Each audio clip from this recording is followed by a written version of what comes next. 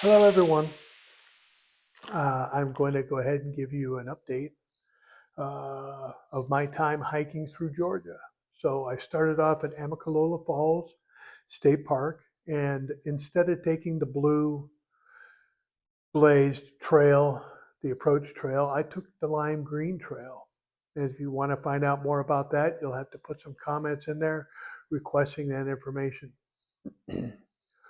Once I got up to Springer Mountain, you've probably seen the video. If not, you can see the second video in this series. And it was rainy that day. I wore my rain pants. I used my umbrella, and I didn't wear my jacket. It was too warm for that. I made my way down to the Stover Creek Shelter, which is about 2.8 miles into the trail, and stayed there for the night. I stayed up it's a 2-story shelter, and it's really pretty comfortable. And the place where you eat, the dining table and all that, that's in a covered area also. It's a good thing I stayed there. It stormed very heavily early in the morning. Um, that way I didn't have to worry about putting away a wet tent or anything like that. The next day, I just used the umbrella. There was a lot of blowdowns from the storm the night before, and I made my way to the Gooch Mountain Shelter.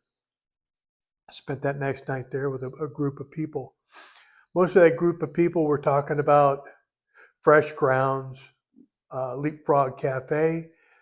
Trail Magic was going to be down at Woody Gap the next morning, and I went by there, got a little glass of juice, and continued on my way. I did run into some of those people. They came in very late at night because they were hanging around Fresh Ground for quite a bit of time. After that, I made my way to Woods Hole, and that's where I ran into some of those people who came in late at night. After Woods Hole, I had done about 13-mile days. So after Woods Hole, I made my way up to Blood Mountain. It was very stormy, very windy, and very wet. So wet and cold. Did a number on my hands. Fortunately, that was a short trip for me. I only did about 5.8 miles and ended up at Mountain Crossing at Neal Gap, Neal without the S. And I made arrangements to stay in the hostel that night because storms were supposed to come in again that night. And they did. For $43, I got a place to stay, a shower, and they did my laundry for me. That's where I was supposed to pick up my first resupply. Uh, I set my resupply on the 30th of January, and when I got there on the 17th of February, correction, on the 15th of February, it still hadn't arrived. So over 2 weeks for that package to arrive with 2 to 3 day priority mail did not arrive.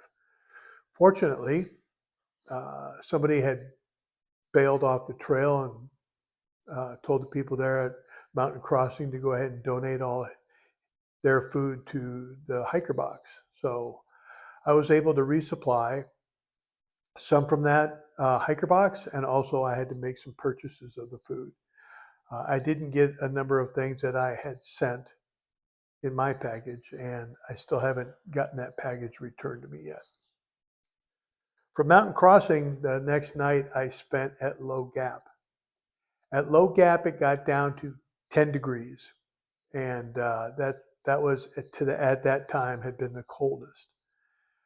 Met up with a Army vet named John, and we motored on to the next stay for both of us, which was Tray Mountain Shelter. I got there just before dark, and he got there just after dark. Both long days.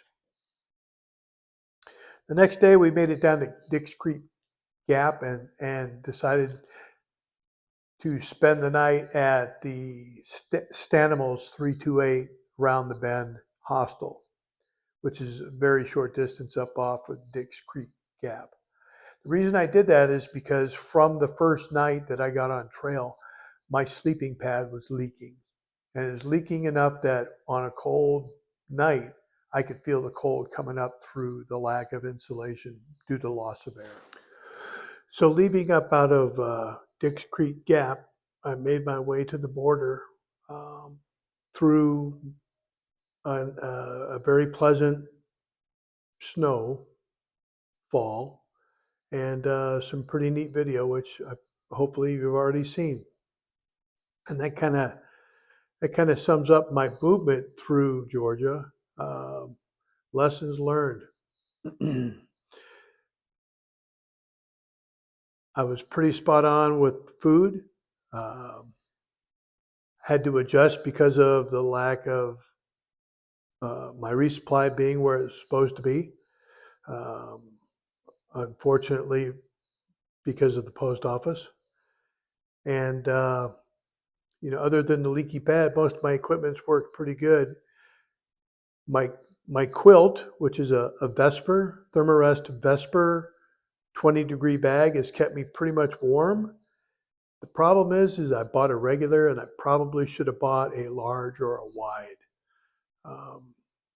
So that's caused me some discomfort issues. Nothing major or nothing alarming. Just every once in a while you roll over and you get a cold blast of air, especially on those very cold days or cold nights that we're out there on the trail. Everything else is working good. My feet were in good shape. My choice of clothing was pretty spot on. And well, I look forward to see what happens when I'm going through North Carolina, and we'll have an update of North Carolina very similar to this.